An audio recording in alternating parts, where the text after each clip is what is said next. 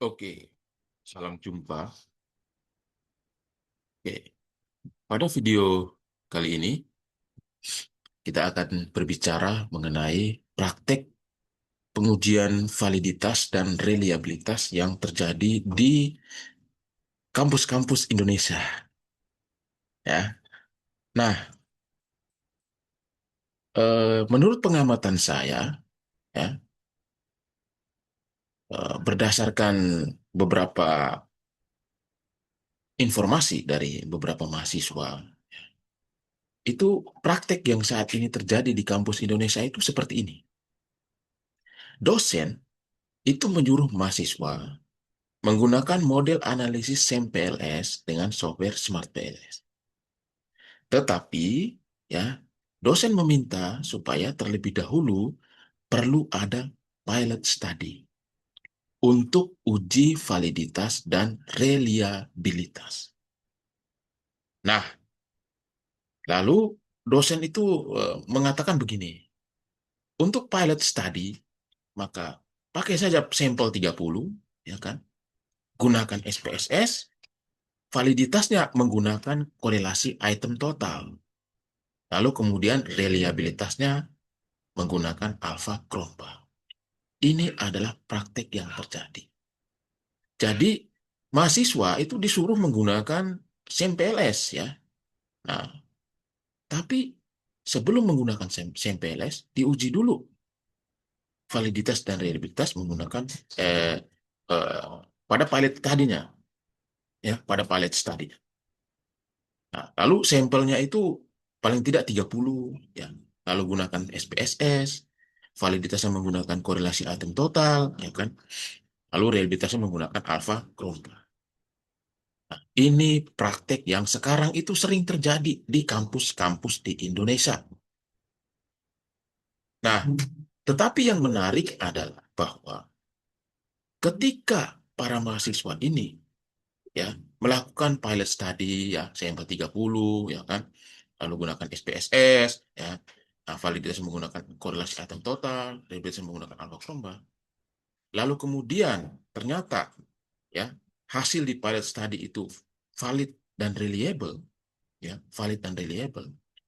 Namun ketika mereka mengambil data untuk penelitian yang sebenarnya lalu diolah di Smart PLS, ternyata hasilnya menjadi tidak valid, tidak reliable.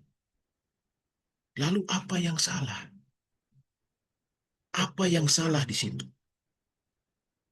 Oke, untuk memperlihatkan kesalahan-kesalahan yang terjadi seperti ini, maka saya akan melakukan demonstrasi ya menggunakan data.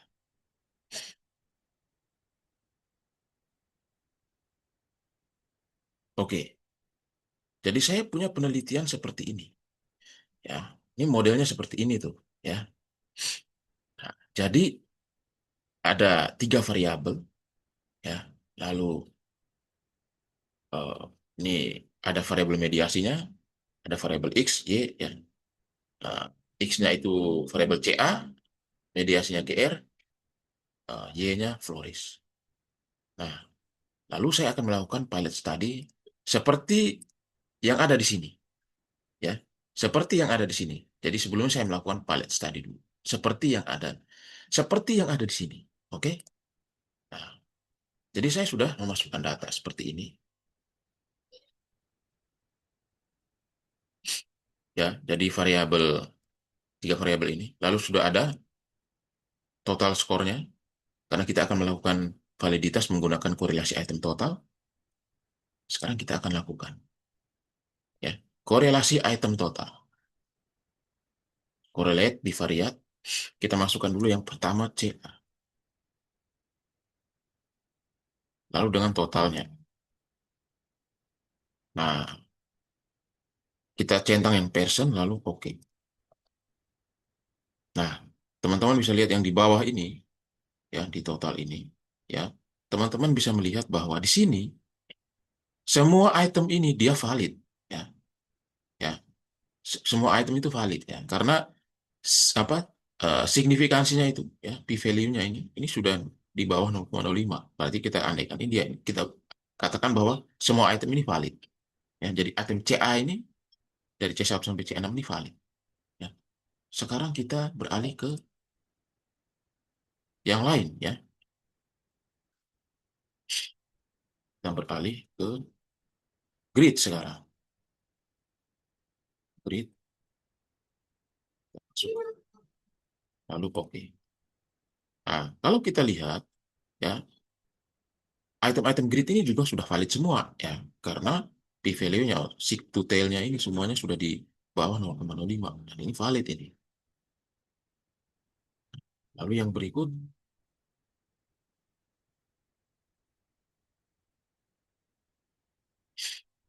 ke Floris ya, dengan total. Nah, kita lihat ya, ini semuanya juga valid ya, karena eh, p-value-nya atau seek to tail-nya ini semuanya di bawah 0,05 sehingga bisa dikatakan semuanya valid. Nah, jadi kalau kita menggunakan korelasi item total, maka semua item ini valid. Oke, semua item ini valid. Nah, sekarang kita coba cek reliabilitasnya. Nah, untuk Floris lebih dulu. Ya. Untuk Floris, itu ya, untuk Floris. Nah, Floris 0,790, jadi atas 0,7, valid ya. Sekarang kita ke grid alpha, oke. Ya, ini juga valid, di atas 0,7, valid. Lalu yang terakhir adalah CA. CA 1 sampai CA. Ya, ternyata juga reliable ya. Ya, 0,895. Jadi reliable. Jadi semua variabel ini ya, eh, reliabilitasnya itu reliable karena di atas 0,7. Lalu kemudian validitasnya yang pakai item total correlation itu juga semuanya valid ya. Nah, setelah itu, setelah semuanya valid ya. Jadi ini saya pakai sampel 30 ya. Sesuai dengan yang di itu ya.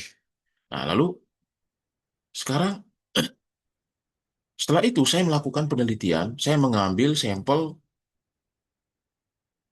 500. Ya, sampel 500. Selanjutnya, karena semuanya valid dan reliable, maka saya masukkan sesuai ya, seperti yang. Jadi semua item itu valid dan reliable menggunakan item total korelasi dan juga alpha kromba. Nah, seperti ini. Lalu kemudian kita calculate.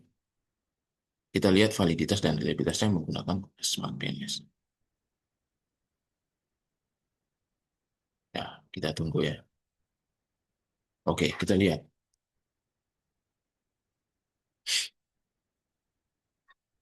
Nah, bisa kita lihat di sini.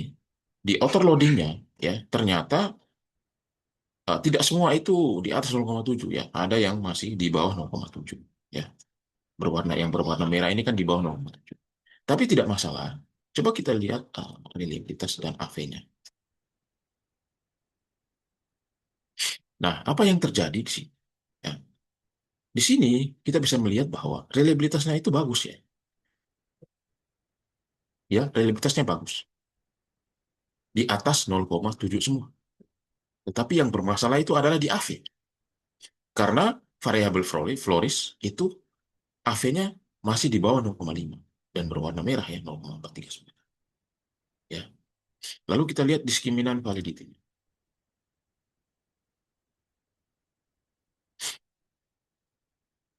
Nah, di HTMT-nya itu ternyata ada satu yang merah nilai threshold-nya ya, di atas 0,9 ya, ada yang merah. Nah, jadi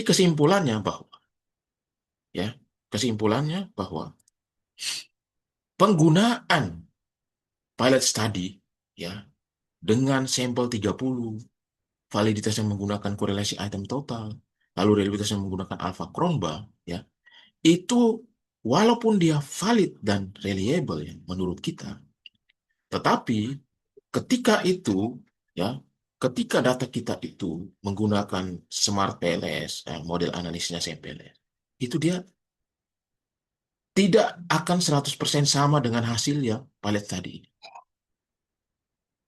Contohnya tadi, ternyata ya auto loading ada yang merah, ya sebenarnya auto loading itu tidak masalah. Lalu AV-nya itu masih ada yang merah, ya, ya di florisnya gitu. Kita lihat lagi kembali.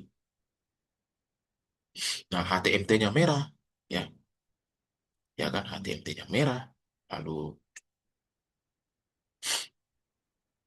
AV-nya merah. Nah,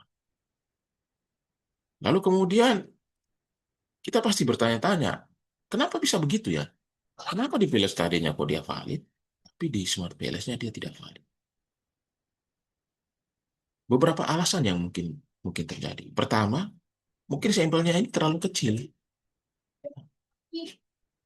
Mau dapat apa dengan sampel yang cuma 30 untuk pengujian validitas dan reliabilitas gitu.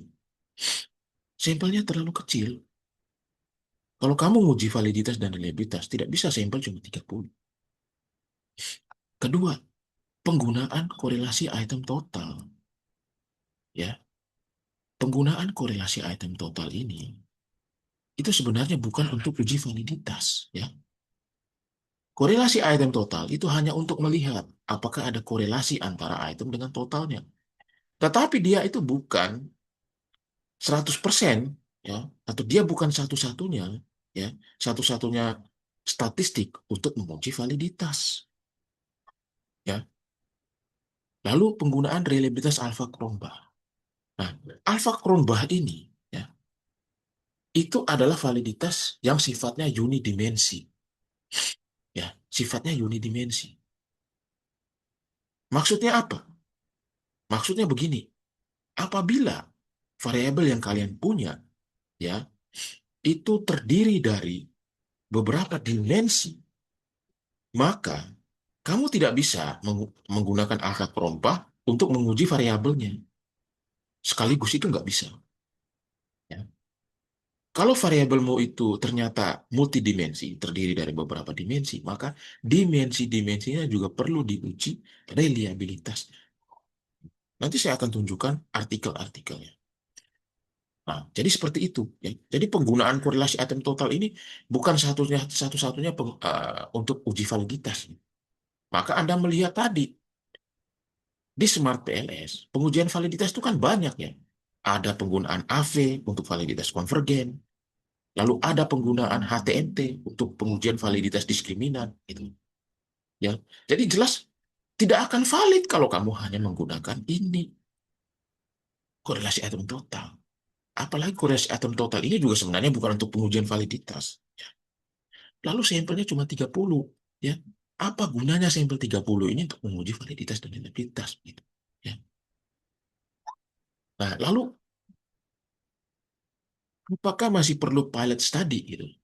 Ya, di saat sebenarnya di Smart PLS sendiri sudah ada pengujian validitas dan reliabilitasnya, ya kan? Kalau di Smart PLS sendiri, SEM PLS ini sendiri sudah ada pengujian validitas dan reliabilitas, lalu untuk apa ada pilot study juga, gitu? Itu kan memakan waktu, gitu ya. Memakan waktu. Tetapi apabila ya, masih ingin ada pilot study, maka sebenarnya janganlah menggunakan sampel 30. Lalu janganlah menggunakan korelasi atom total, gitu ya. Kalau memang masih ingin menggunakan pilot study. Lalu kira-kira eh, sampel berapa yang kita perlukan? Lalu kalau tidak menggunakan korelasi antin total, lalu kita menggunakan apa untuk pilot study? Oke, sebelumnya kita kembali dulu ke sampel. Nah, jadi model ini adalah model SEM-PLS. Ya. Nah, SEM, SEM itu kan ada dua jenis ya, SEM PLS dan juga SEM CB ya, covariant base. Nah, SEM atau structural equation modeling itu adalah ya perpaduan atau pencampuran dari regresi, pet analisis, dan juga analisis faktor.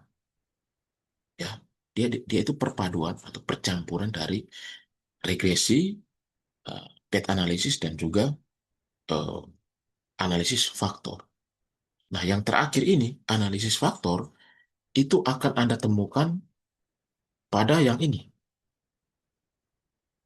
outer loading. Nah, outer loading ini sebenarnya eh, adalah nih outer loading ini sebenarnya adalah ini apa namanya eh, eh, bagian dari analisis faktor sebenarnya. Ya. Kalau di SIMCB itu ada yang namanya faktor loading. Nah, itu adalah bagian dari analisis faktor. Karena kalau kita menggunakan analisis faktor pasti ada pengujian faktor loading atau outer loading. Nah, seperti itu. Nah, sehingga maka menurut saya kalau memang ingin tetap menggunakan pilot study, maka pertama sampelnya itu jangan 30. Lalu untuk validitas, ya, jangan menggunakan korelasi hidden total. Reliabilitas, oke, tetap menggunakan alfa Cronbach, tapi kalau variabelmu itu ada dimensinya, maka ceklah reliabilitas per dimensi, ya. Reliabilitas alfa Cronbach per dimensi. Lalu kalau validitas ini tidak menggunakan korelasi atom total, maka kita menggunakan apa? Nah, saya akan eh, membagikan beberapa artikel ya. Nah, ini adalah artikel-artikel pengembangan instrumen atau pengembangan kuesioner atau pengembangan skala.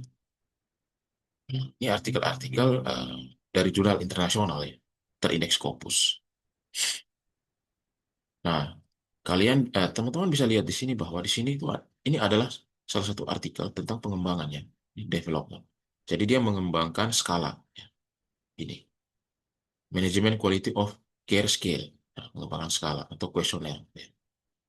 Kita akan melihat karena dia pengembangan skala, maka dia pasti akan ada pengujian validitas dan reliabilitas. Mari kita lihat pengujian validitas dan reliabilitasnya itu menggunakan apa. Nah, kita lihat di sini. Nah, kita lihat dulu sampelnya. Sampelnya adalah 300. Sampelnya 300 ya. Tidak ada sampelnya 30 gitu. Sampelnya 300.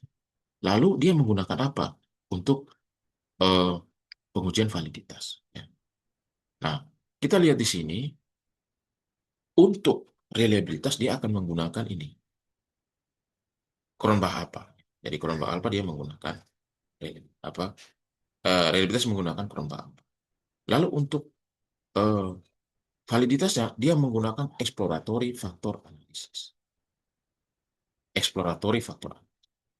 Nah, setelah menggunakan exploratory factor analysis, dia juga menggunakan confirmatory factor analysis yang ada di bawah ini. Nah, ini model fit. Nah, ini adalah confirmatory factor analysis. Ya.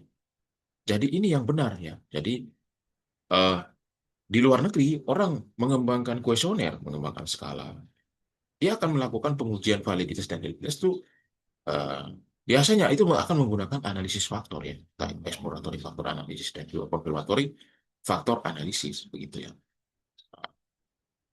Seperti itu ya. Sekarang kita ke artikel kedua. Nah, ini juga sama, ini juga pengembangan. Ya. Ya. Pengembangan ini, Scale for Traditional Chinese Medicine. Ya.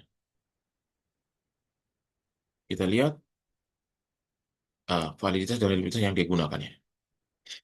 Pertama kita lihat dulu sampel partisipan. Ya. Kita lihat dulu partisipan, ada berapakah partisipannya? Ya. Nah, ini 374. Jadi tidak ada yang 30. Ya. Lalu statistical analysis. Nah, ini kita lihat. Reliabilitasnya dia menggunakan Cronbach alpha. Ya, Cronbach alpha reliabilitas. Lalu untuk validitasnya dia menggunakan exploratory factor analysis dan juga CFA ya to evaluate the scale validity. Ya. Jadi tidak ada itu yang menggunakan korelasi item total itu. Ngapain pakai korelasi item total? Begitu ya. Ini konstruk validity ya. Konstruk validity menggunakan EVA, exploratory factor analysis. Nah, reliabilitasnya menggunakan nih Cronbach alpha ya kan. Ini Cronbach alpha. Lalu dia juga menggunakan kriterion validity.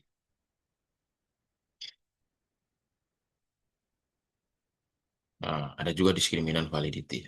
Ya, diskriminan validity. Gitu ya. Jadi pasti akan menggunakan, kalau validitas itu pasti menggunakan analisis faktor ya, exploratory faktor analisis dan juga confirmatory faktor analisis. Nah, sekarang kita ke artikel ketiga. Nah, ini juga adalah pengembangan skala ya, pengembangan kuesioner atau skala, scale development. Jadi ini adalah pengembangan skala untuk symptom for athlete, ya, measure Yips symptom for athlete. Kita lihat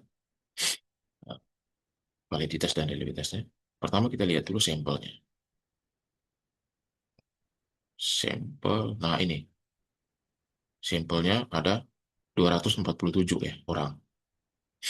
Nah, statistical analysis. Nah, we examine the factorial validity. Dari validitas faktorialnya itu pakai exploratory factor analysis. Lalu struktural validity-nya menggunakan confirmatory factor analysis. Ya, sudah jelas di sini ya. Jelas di sini. Ya, jelas di sini. Ya, seperti itu ya. Ya, jadi jelas. Jadi eh, untuk factorial validity dia menggunakan exploratory factor analysis. Structural validity dia menggunakan confirmatory factor. Nah, jadi kesamaan dari tiga artikel yang saya tampilkan ini adalah apa? Mereka ini adalah eh, artikel-artikel pengembangan kuesioner atau pengembangan skala. Nah, validitas yang mereka gunakan di ketiga artikel ini pasti akan selalu ada analisis faktor. Karena memang analisis faktor itu yang memang digunakan untuk pengujian validitas dan pengujian validitas. Ya, nah, entah itu exploratory factor analysis atau confirmatory factor analysis. Lalu untuk reliabilitasnya, ya mereka juga menggunakan Cronbach-Alpha. Nah, Cronbach-Alphanya itu eh, diuji per dimensi ya, per dimensi. Seperti itu. Nah, ini artikel-artikelnya. Jadi sudah jelas di artikel ini ya, ya, validitas yang digunakan itu adalah analisis faktor ya, ya. Entah itu exploratory faktor analisis atau eh, apa namanya? Confirmatory faktor analisis. Lalu untuk eh, reliabilitasnya tetap menggunakan alpha Cronbach seperti itu ya. Nah, tadi sekarang ya, saya akan coba menggunakan exploratory factor analysis untuk menguji ya, validitas ya dari eh, data yang saya punya ya. Karena tadi ketika saya menggunakan sampel 30, menggunakan korelasi atom total, lalu alpha Cronbach, ternyata dia tidak valid sama reliable ketika diuji di Smart PLS. Nah, sekarang saya akan mencoba menggunakan analisis faktor, khususnya exploratory factor analysis. Ya, khususnya exploratory factor analysis.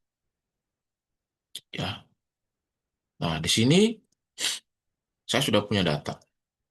Ya, ini data saya. Ini terdiri dari 100 ya. Ini 100 ya. Oh, 200 ya. Jadi 200 ya. Jadi 200 sampel, sampelnya 200 ya. Ini di pilot testnya. Jadi pilot testnya sampel 200 eh, untuk melakukan eh, pengujian validitas menggunakan analisis faktor ya. Saya akan menggunakan analisis faktor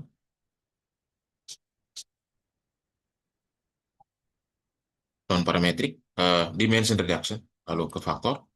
Nah, kemudian semua semua item itu saya masukkan sebelah dari tiga variabel ya, ini tiga variabel dengan jumlah item berbeda-beda.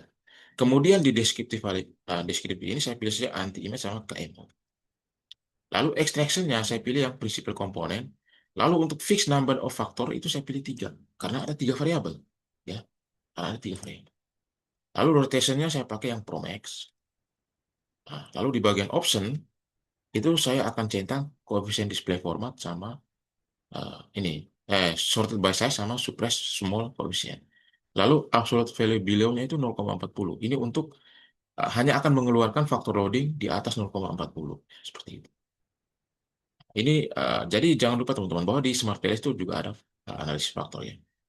Di khususnya itu exploratory factor analysis. Jadi yang sedang teman-teman saksikan ini saya sedang melakukan exploratory factor analysis.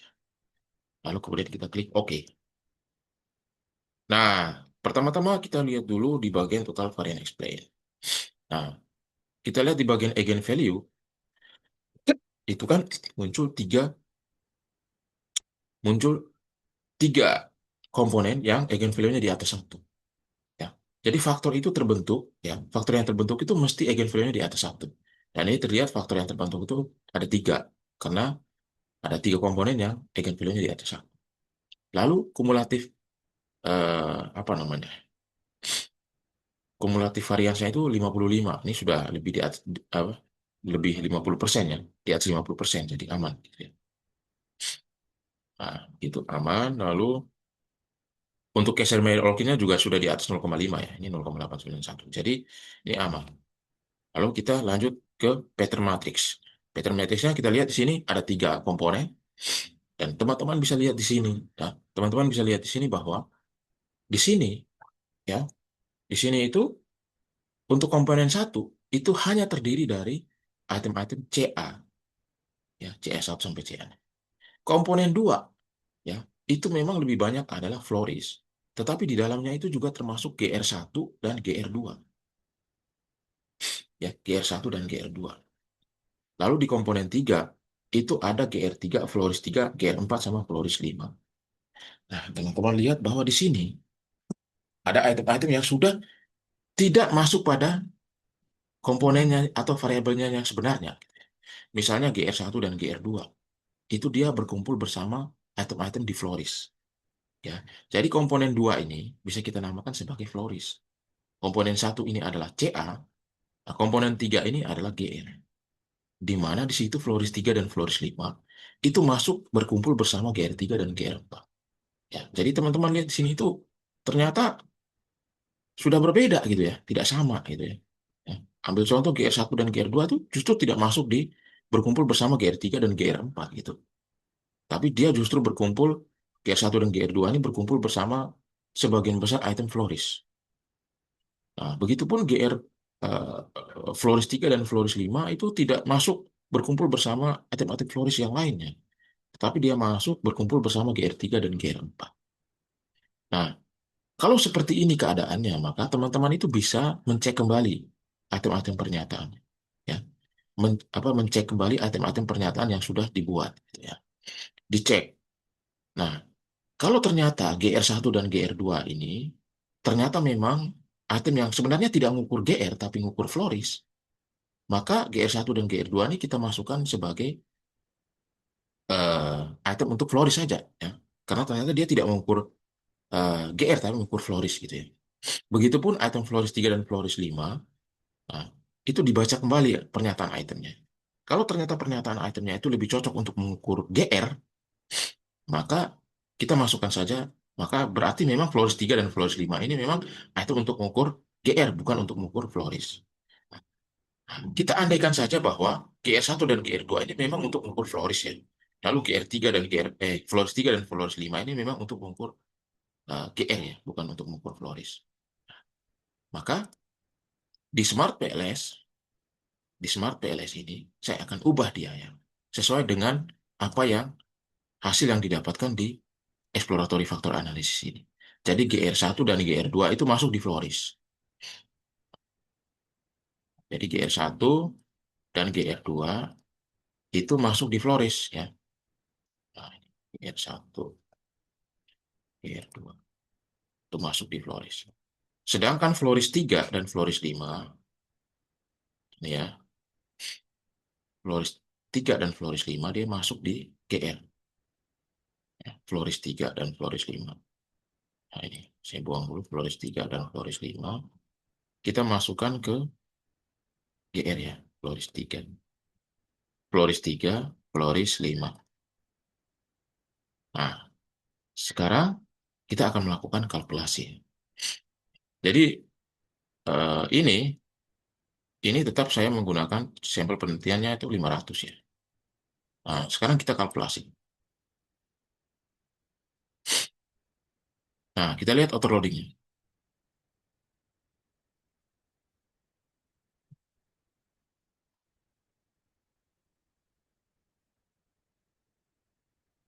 Nah, kita lihat auto loadingnya sekarang itu lebih banyak yang hijau ya.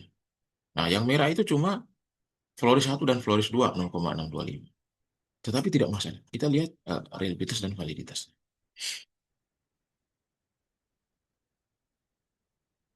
Nah, bisa kita lihat di sini, reliabilitasnya semuanya sudah bagus dan AV-nya juga sudah tidak ada lagi yang merah ya. Yang Floris ini dua dia sudah tidak lagi yang 0,4 tadi ya, tapi sudah menjadi 0,5, di atas 0,5 ya. Lalu kemudian diskriminan validity-nya, HTMT-nya. Nah, kita lihat sekarang diskriminan validity HTMT-nya itu tidak ada lagi yang merah, semuanya sudah di bawah 0,9 ya, seperti ini.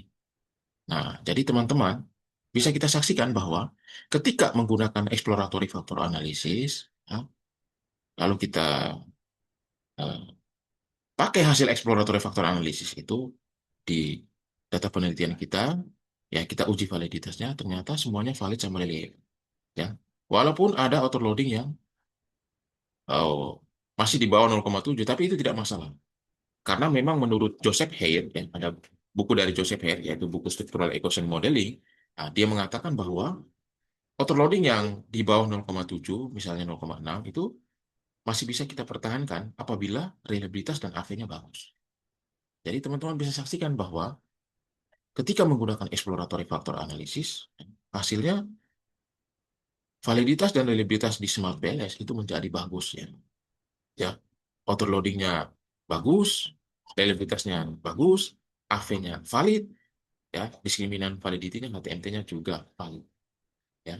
Jadi seperti itu teman-teman ya. Jadi memang eh, ini adalah penggunaan yang kurang tepat ya. Ya, penggunaan yang kurang tepat ya. Valid study menggunakan sampel 30, validitas menggunakan koreksi atom total, validitas AV menggunakan alpha perombakan. Terlebih penggunaan ini kurang tepat ya. Lalu sampelnya juga terlalu sedikit ya. Jadi seperti itu teman-teman. Semoga video ini membantu ya dan terima kasih sudah menyaksikan video ini.